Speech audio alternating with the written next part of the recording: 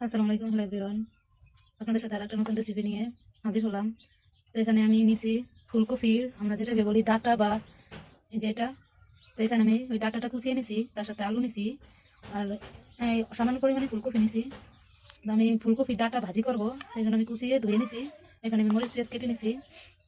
তো এখন চলুন রান্নাটা শুরু করি। কড়াই ভেজে আমি পেঁয়াজ মরিচ আদা দিব, আর দিব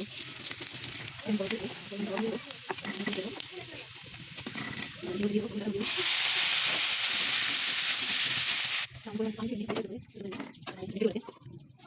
যখন হয়ে গেছে ভাজাটা আমি নামিয়ে নিব। দেখুন হয়ে গেছে আমার ফুলকপি ডাঁটা ভাজি।